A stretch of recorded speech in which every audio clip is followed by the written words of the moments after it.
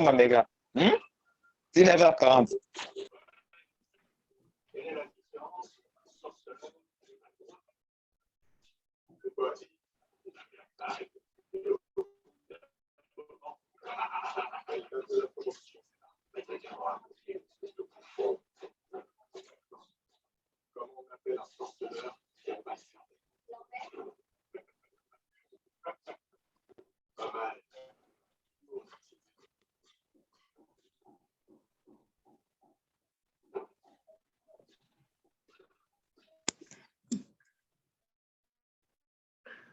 Bonjour à tous, bonjour à toutes. Bonjour. Je crois qu'on ne s'est jamais vu. Hein? Vous venez de deuxième graduat, c'est ça? Oui. C'est un grand plaisir de vous voir. Oui, oui. C'est un grand plaisir, mais ce qui est sûr, on va se voir à présentiel pour bientôt. Peut-être ça sera au mois le mois de mars, vers la fin du mois de mars, je serai là. Et en plus de cela, nous aurons ce cours en première licence, c'est le cours d'ornithologie. C'est un cours de tronc commun pour ceux qui feront l'écologie ou la biologie moléculaire. Ils auront le cours d'ornithologie. C'est un cours qui fait partie de la systématique animale approfondie. Et vous aurez aussi le cours avec moi pour ceux qui feront l'écologie, le cours de zoosociologie en dernière année. Donc moi, c'est le professeur Kissassa, c'est mon nom, professeur Kissassa. Je vais déplacer ceci pour que, voilà, je crois que là je peux voir. Mon nom, c'est le professeur Kissassa. Le nom est là. Vous avez mon courriel et s'il y a un problème, un besoin, vous avez besoin de m'écrire. Et ce courriel, je suppose que tout le monde a eu le plan de cours, n'est-ce pas? Je suppose, parce que j'avais envoyé à l'assistant Kandou, qui a pu distribuer à tout le monde. Donc, je suis votre professeur de biologie, de génétique. Je suis docteur en sciences de l'Université de Liège. C'est là où j'ai fait ma thèse de doctorat. Et ça fait des années que je vous donne ce cours de génétique en troisième graduat. Donc, ce que nous allons voir, bon, c'est la génétique, on va beaucoup plus se focaliser sur la génétique mendélienne. Et aussi, nous allons parler brièvement de la génétique des populations vers la fin. Alors, le plan de cours, vous en avez ici. Ça, sont des méthodes que nous allons utiliser. Et chaque fois, quand vous aurez des questions à poser, vous allez les poser, c'est ça l'objectif. Je vais désactiver. Donc,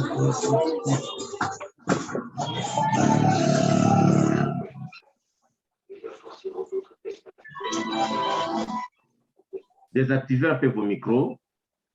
Désactivez vos micros, s'il vous plaît. Désactivez vos micros. Désactivez vos micros, s'il vous plaît.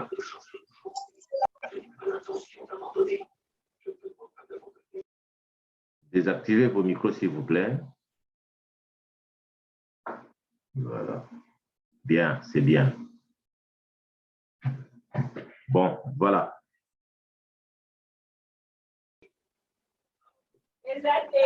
Ok, c'est bien. On va commencer maintenant avec le cours.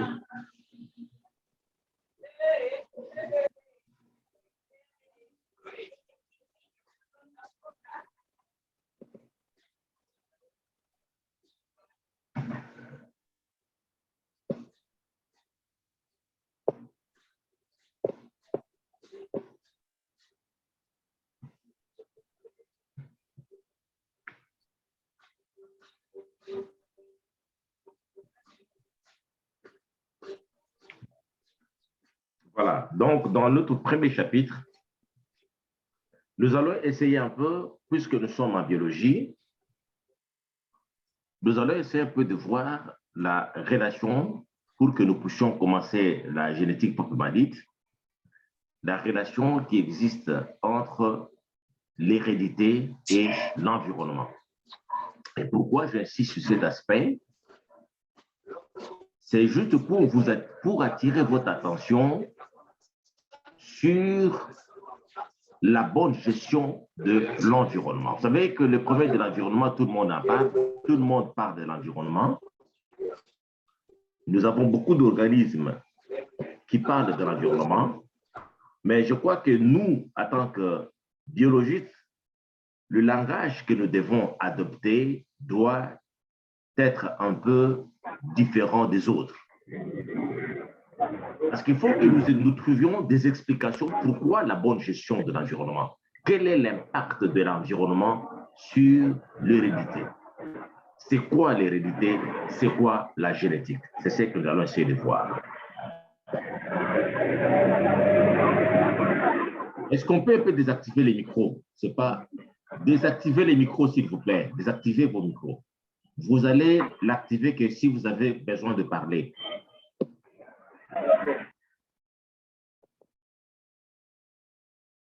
Merci. Alors, qu'est-ce que la génétique? Qu'est-ce que vous connaissez de la génétique? C'est quoi la génétique?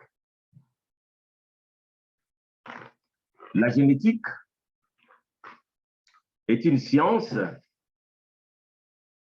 de l'hérédité. Une science qui étudie l'hérédité et l'évolution des organismes.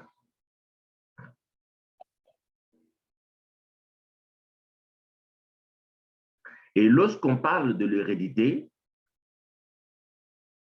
cela sous-entend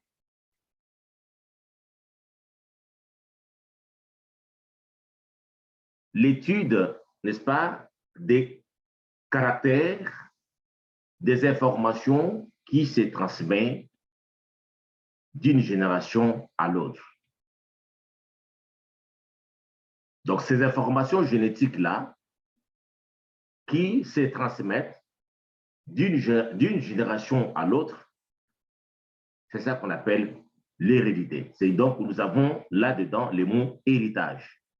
C'est que les parents transmettent à leur généalogie, et c'est ça qu'on appelle l'hérédité. Et la génétique étudie l'hérédité, c'est-à-dire que le caractère, les informations génétiques d'une génération à l'autre, ainsi que leur évolution ou leur variation.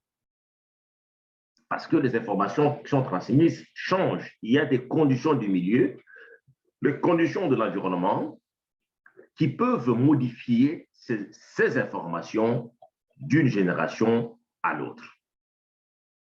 Et ces informations génétiques qui sont transmises de parents à leur progéniture se représentent sous forme de gènes. De gènes. Donc, les gènes contiennent les informations. Et le gène est constitué de molécules qu'on appelle les acides nucléiques. Donc, dans les gènes, nous avons ce qu'on appelle les acides nucléiques. Et ce sont ces acides nucléiques, nous allons voir plus loin, il y a un chapitre, nous allons voir cela, de quoi est constitué les acides nucléiques, quel type d'acide nucléique que nous avons, on va voir ça plus loin. Donc, vous avez, ce sont ces acides nucléiques qui contiennent les informations génétiques qui sont transmises d'une génération à l'autre. Et cette transmission des informations génétiques qu'on appelle hérédité. Et la génétique est là pour étudier comment les informations génétiques sont transmises d'une génération à l'autre et comment ces informations peuvent varier d'une génération à l'autre. Alors, l'objectif de ces cours de génétique que nous vous donnons présentement, l'objectif de ces cours de génétique est de vous fournir, vous, mes étudiants, et de vous fournir les bases de la génétique des populations. Donc, il faut qu'on vous donne les bases de la génétique des populations. En d'autres termes, vous présentez les concepts fondamentaux. Les concepts fondamentaux pour comprendre la signification d'une partie des débats concernant les questions de biodiversité. Donc, notre objectif ici, c'est quoi? Ce que je suis en train de faire, c'est vous fournir les bases de la génétique des populations. Parce que lorsqu'on parle de la génétique mendélienne, lorsqu'on parle de la génétique moléculaire, la finalité, c'est la société. La finalité, c'est la population. Nous avons beaucoup de problèmes dans la population que nous devons expliquer, comprendre la signification d'une partie des débats concernant les questions de la biodiversité. Tout le monde parle de la biodiversité, tout le monde parle de l'environnement, mais il faudra que vous, les spécialistes de l'environnement, vous, les spécialistes de la biodiversité, que vous ayez, n'est-ce pas, une autre compréhension de ces concepts que les gens utilisent parfois à tort ou à raison. C'est ça la génétique qu'on va vous donner ici. Voici les éléments de performance que nous visons, que nous voulons, nous attendons dans ces cours. Quelles sont les performances? C'est-à-dire, ici, ce que je vous donne, à la fin de ce cours de génétique, votre professeur sera très satisfait si vous êtes capable de répondre à ces 4 questions. Nous allons faire des calculs, nous allons faire tout ce qui concerne la génétique mendélienne. Il y a évidemment des exercices à faire, il y a des études de cas, mais il faudra qu'à la fin de ce cours de génétique, que je peux appeler initiation à la génétique, c'est une initiation parce que il ne s'agit pas, ça c'est la génétique fondamentale qu'on vous donne. Il faudrait qu'à la fin, vous soyez capable de répondre à ces 4 questions, que vous puissiez vraiment comprendre ces 4 questions que nous allons poser comme performance attendue dans ces cours. Pour la première question, quelles sont les 2 principales fonctions d'un écosystème et quelle relation avec l'hérédité? La première question. Dans la première question, quelles sont les 2 principales fonctions d'un écosystème et quelle relation avec l'hérédité? Nous allons trouver la réponse lorsque nous allons développer. Dans le développement de notre cours, les leçons que nous allons suivre, vous n'allez pas peut-être trouver la réponse dans un chapitre, mais ce sera une suite des idées.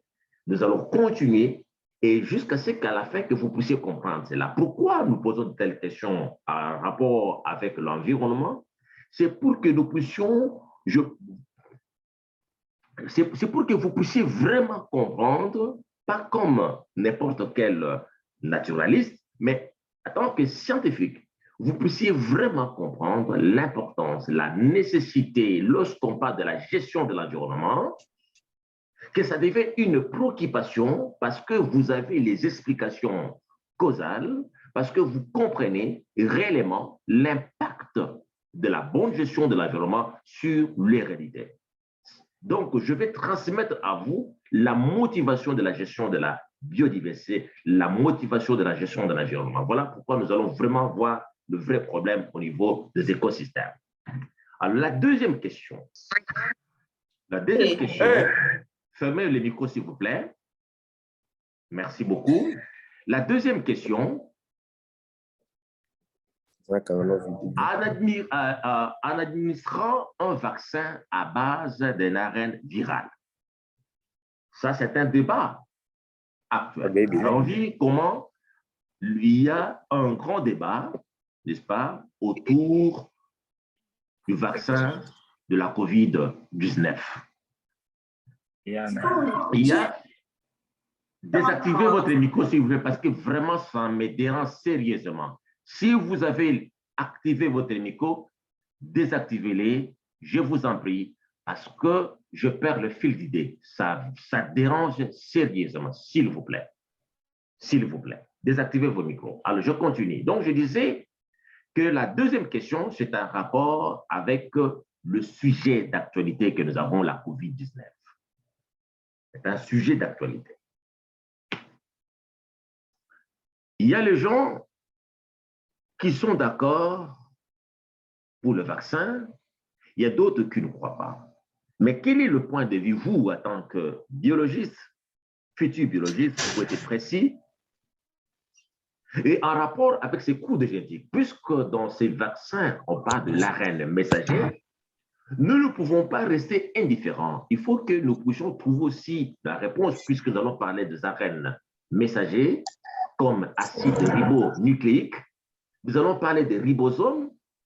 Ainsi donc, il faudra qu'à la fin de ces cours, les étudiants puissent trouver aussi la réponse, une idée, peut-être approximative, en rapport avec le vaccin.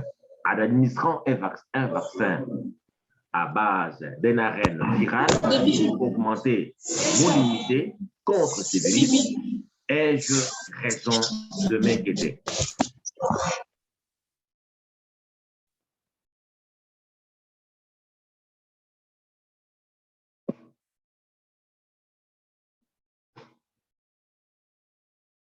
Alors, est-ce qu'on peut être inquiet lorsqu'on prend ces vaccins? Il y a ceux qui vont dire oui, il y a ceux qui vont dire non. Mais lorsqu'on se pose cette question ici, nous sommes en science, il faut que nous soyons à mesure de justifier. Nous allons trouver des explications, nous allons argumenter, ça sera un débat et nous allons voir loin pourquoi il faut absolument que, pourquoi l'inquiétude ou pourquoi ne pas s'inquiéter. La troisième question, la solution contre beaucoup de maladies est dans l'assiette. La solution contre beaucoup de maladies est dans l'assiette. Et là, c'est les professeurs Théophile Mbemba qui les dit. Les professeurs Théophile Mbemba qui les dit que la santé est dans l'assiette. Il a écrit un très bon livre en rapport avec les aliments qu'il faut manger. Le professeur Théophile Mbemba a écrit un bon livre en rapport avec les aliments qu'il faut manger. Et selon ce professeur qui est de votre département, il dit la santé est dans l'assiette. Nous allons voir ça aussi. L'assiette peut, n'est-ce pas, avoir de l'impact sur la génétique. L'assiette, comment l'assiette peut avoir une relation avec l'hérédité. L'assiette de professeur Théophile Mbemba, comment ça peut avoir de l'impact ou de la relation avec l'hérédité. Ça, il faudra qu'à la fin de ces cours, que les étudiants soient capables de comprendre cela. Pourquoi j'insiste? C'est pour que vous puissiez comprendre l'importance, n'est-ce pas, pas d'une façon théorique, et vous puissiez réellement comprendre pourquoi il faut bien manger. Pourquoi il faut bien manger? Quelle est la relation entre bien manger et l'hérédité? La quatrième question qu'on peut considérer comme une performance que j'attends de vous dans ces cours de génétique. Comment justifier la diversité biologique et génétique dans le monde vivant? Ce sont ces quatre questions, mes amis.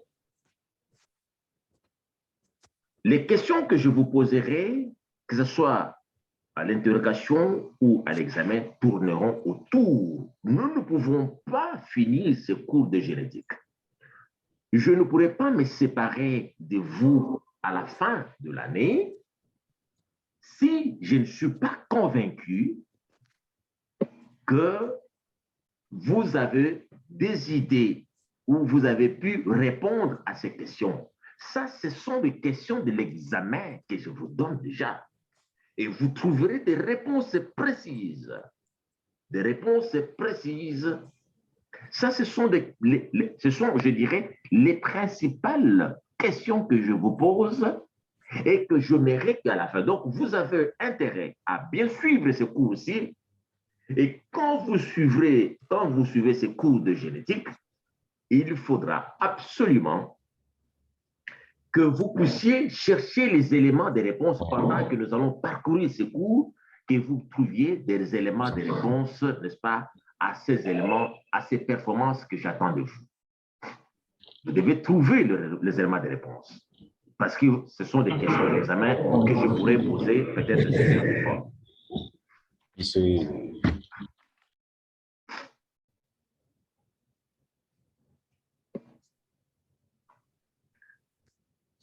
Alors ici, nous avons parlé de l'environnement, mais je crois qu'il serait vraiment intéressant que nous puissions nous mettre d'accord sur les concepts que nous allons utiliser. Parce que lorsque nous allons avoir notre cours, de temps en temps, nous allons parler de l'environnement, nous allons parler de l'écosystème, nous allons parler de la photosynthèse, nous allons parler des cycles biogéochimiques, nous allons parler des constitutions chimiques de la cellule et nous allons parler de gènes. Ça, c'est un petit rappel. Mais lorsqu'on parle de l'environnement, il faut que nous sachions que nous, en génétique, vous marquez le temps, c'est terminé dans 10 minutes. Passer au niveau supérieur pour supprimer. Bon.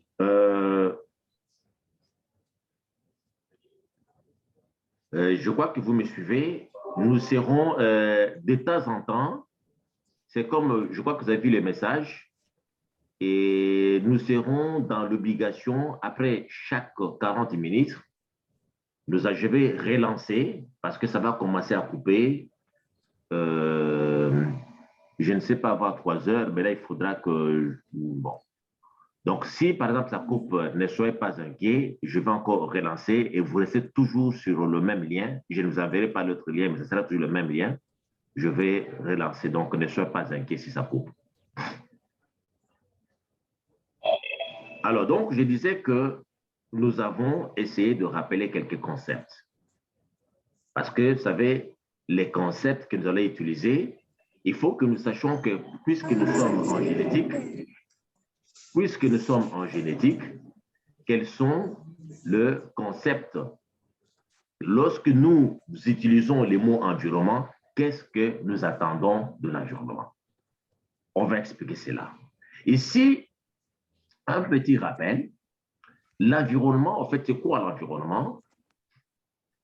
L'environnement, je vais vous montrer plus loin le schéma qui récapitule les explications que je vous donne ici de rappel en rapport avec les concepts environnement.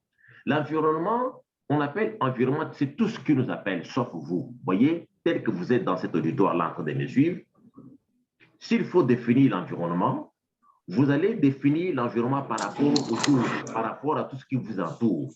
Donc, vous avez tout ce qui vous entoure, tout autour de vous, c'est ça qui constitue votre environnement, sauf vous. Donc, sauf vous. Donc, vous êtes là comme un objet, n'est-ce pas? Et tout ce qui est autour de vous, vous avez les bancs, vous avez les murs, vous avez vos collègues, vos pairs, tout ce qui vous entoure sauf vous, c'est ça qu'on appelle l'environnement. Donc, tout sauf vous autour de vous, c'est ça qu'on appelle l'environnement. Donc, l'environnement, c'est tout ce qui vous entoure sauf vous. Alors, l'environnement, n'est-ce pas, est constitué des unités fonctionnelles et structurelles. L'environnement, c'est comme un mur. Vous voyez, les murs avec des briques. Lorsqu'on regarde le mur d'une maison, on peut considérer cela comme l'environnement et le mur est formé de briques. Et l'unité fonctionnelle, ce qui donne la forme au mur, c'est quoi? C'est les briques. On ne peut pas avoir le mur sans les briques. Et ainsi donc, ici, nous avons l'écosystème. L'écosystème qui est l'unité fonctionnelle et structurelle de l'environnement. L'unité vivante. La partie vivante de l'environnement, c'est quoi? C'est l'écosystème. L'environnement est là, mais la partie, lorsqu'il y a des interactions entre organismes vivants, lorsqu'on parle des organismes vivants avec l'environnement, lorsqu'il y a des interactions, en fait, qu'est-ce qui se passe? Les interactions, c'est avec les écosystèmes. C'est pour cela qu'on dit, faites attention, il ne faut pas détruire les écosystèmes. Normalement, les concepts qu'on doit utiliser, on ne détruit pas l'environnement. Lorsqu'on pollue, par exemple, c'est-à-dire que lorsqu'on salit l'environnement, polluer veut dire salir. Polluer veut dire que perturber la quantité de matière chimique qu'on trouve dans l'environnement. Lorsqu'on pollue, lorsqu'on salit, on ne salit pas l'environnement, on salit, on détruit les écosystèmes. On détruit la partie vivante de l'environnement. Donc, comme je disais, un mur, on voit comme l'environnement.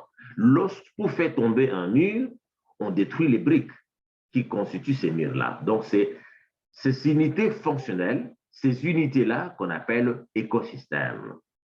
L'environnement, c'est comme une cellule. L'environnement, c'est comme une cellule par rapport à un organisme vivant. Donc, lorsqu'on considère les tissus, on considère, plutôt lorsqu'on considère les tissus, on considère l'écosystème comme une cellule, comme une cellule. C'est donc ça. Alors, chaque...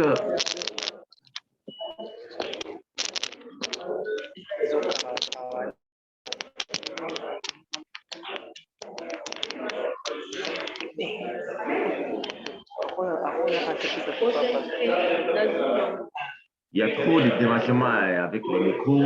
Je vais changer les paramètres. Je crois que je vais bloquer, puisque vous ne parlez pas, je vais bloquer complètement les paramètres. Vous ne serez pas. Il y a trop de dérangements.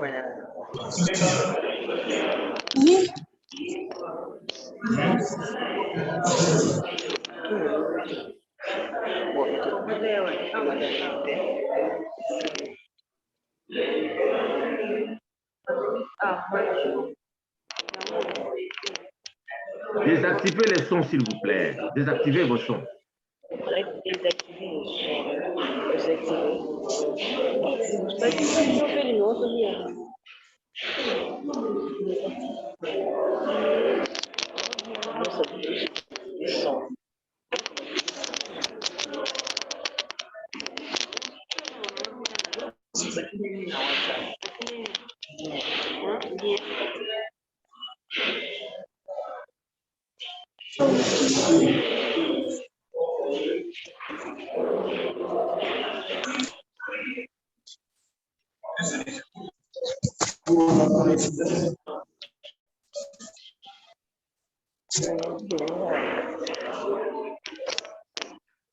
Kiana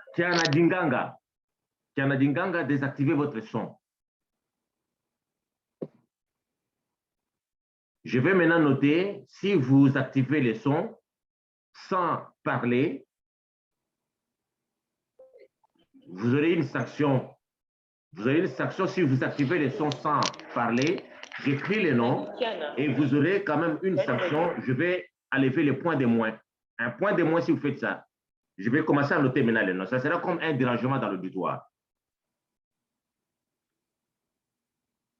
Donc, si vous activez les sons, je ne vous fais pas la remarque, mais j'écris les noms et ça sera comme un dérangement dans l'auditoire et je vais enlever un point de moins. Alors, donc, je disais que l'environnement est constitué des unités fonctionnelles. Et du nom, vous avez un point de moins. Du nom, vous avez un point de moins.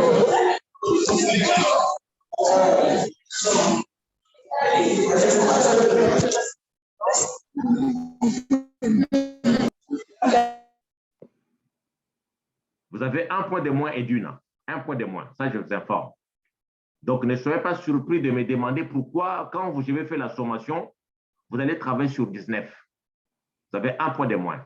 Et vous allez voir, vous allez comprendre ça. Il faut bien retenir. C'est Edwina. Donc, je disais que l'environnement est conçu des écosystèmes comme unité fonctionnelle. Et alors, quelles sont les fonctions, n'est-ce pas, puisque nous avons dit que les écosystèmes, un écosystème est une unité vivante, mais fallait ici un point de moins. Quelles sont les unités fonctionnelles? Pourquoi les écosystèmes sont des unités fonctionnelles? C'est à cause de deux fonctions dans chaque écosystème. Dans chaque écosystème, nous avons la photosynthèse et les cycles biogéochimiques. Ce sont ces deux fonctions, n'est-ce pas, qui font qu'un écosystème soit une unité vivante. Deux fonctions dans l'écosystème. Nous avons la photosynthèse, c'est-à-dire la transformation de l'énergie solaire à l'énergie chimique. Sans cette énergie solaire, qui devient l'énergie chimique, qu'on trouve dans des liaisons chimiques, surtout liaisons covalentes, sans cette énergie, il n'y a pas